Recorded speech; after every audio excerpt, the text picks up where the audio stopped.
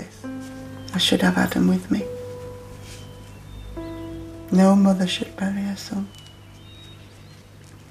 I just want anybody who knows anything just to come forward, because Adam did not deserve to die that way, and somebody just leave him there. What the hell happened that day? Adam was born on the 18th of July 1988. He was a little mischievous boy sometimes, but you know, he loved to play and he loved to be close. He loved cuddles and hugs, and you know, he was just a super little boy. Everything I did was for Adam. You know, he wasn't spoiled or anything. I couldn't spoil him, you know, bringing him up on my own, but you know, whatever I could give him, I would give him. He was a little boy that didn't have a lot of confidence. You know, he didn't like you to laugh at him, but eventually he grew, and then he could laugh at himself. Yeah, it's like, you know, he was a little mischievous boy sometimes, but I brought Adam up to respect people and instilled in him that, yes, he deserved a bit of respect too. And like I say, that's what made Adam into the lovely man he was.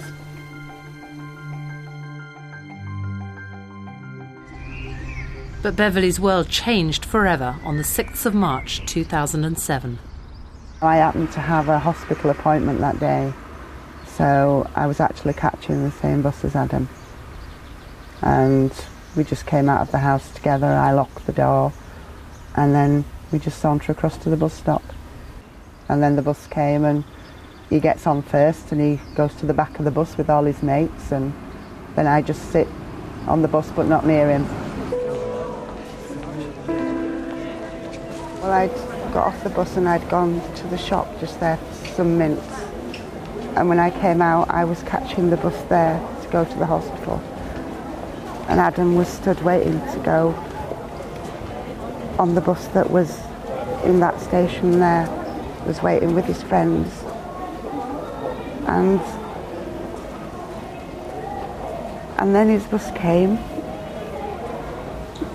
for him to go to college. And he just turned around and just said, "Bye, Mum. I'll see you later." And then my bus came in, and the last time I saw his face was when his bus was pulling out to go that way to take him to college. And that's the last time I saw him.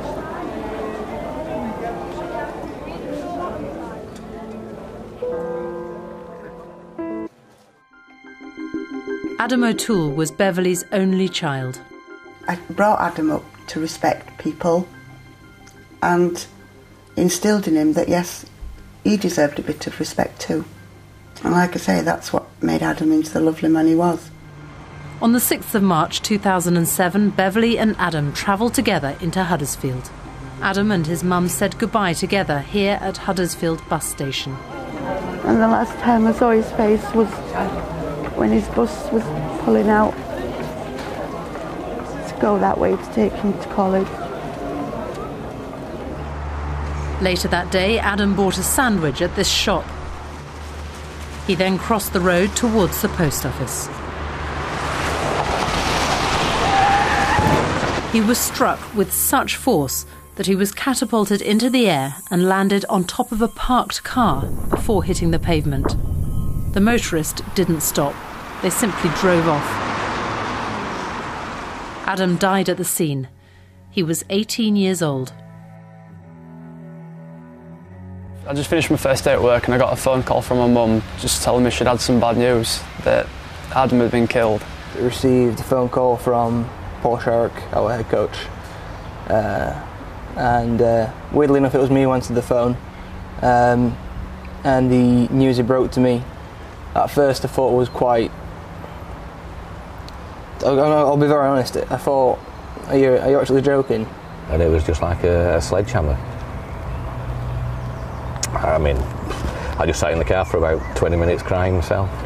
It took a while for me to process what had actually been said to me, And once the dad figured it out, just all the emotions ran out then. I just couldn't believe what had happened. I thought I heard a knock at the door, and I must have left the door unlocked, and all of a sudden there was a policeman stood there, and I didn't know what to think. And he said, "Adam's been involved in an accident." And then all I remember is the words that said he was sorry, but it was fatal. And I just remember screaming and just dropping to the floor. And then the next thing I know, I'm in the hospital. And Adam is laid there. And he just looked like he was asleep, and all he had was a little red mark just on his cheek. And I just wanted him to wake up. And then I had to tell this man that yes, that was Adam.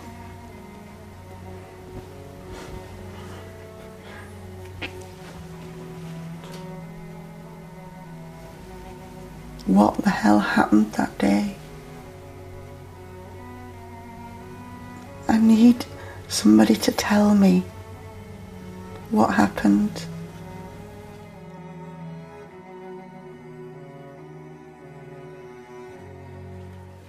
It's just a terrible, terrible story. Well, Adam's mum, Beverly, and DI Phil Benson are with me now.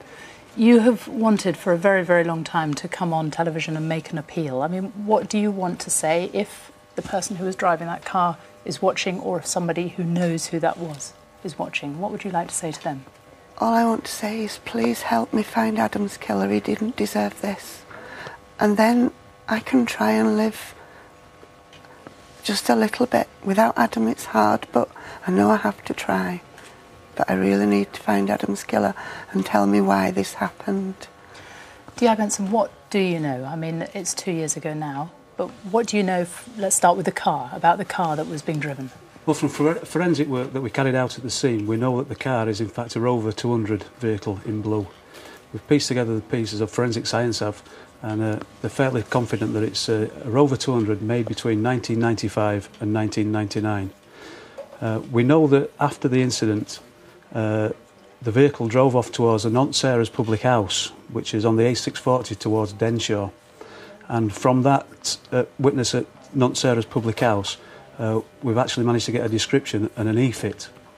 And the description of the man is a white male in his 20s, with thin features, a prominent nose, and dark, straggly, unkempt hair. But you really, I mean, it's the car, isn't it, that you really want information on? Because somebody, I mean, that car would have been badly damaged, wouldn't it? The car certainly was damaged. There was damage to the windscreen, we know, and there was damage to the to the near side panels, front near side panels. Someone has either had to repair that vehicle, or someone has had to be involved in the disposal of that vehicle. What we're asking for is, did you repair a blue Rover 2 years ago? Or did you take, if you're a scrap dealer, did you take one in and scrap a blue Rover 200? And do you think that, I mean, whoever did this may have actually, you know, felt so awful, so guilty and talked about it? I mean, is that what happens?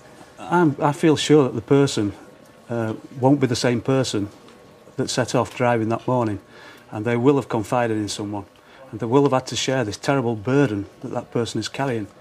They've lived now for 2 years expecting us to knock on their door every day, and I would implore that person to come forward, give themselves up, and let's get the matter sorted out. You need your answers, don't you, Beverly? You really do. Yeah, please. Somebody just help me. Let's hope somebody can today. Thank you very much, both of you.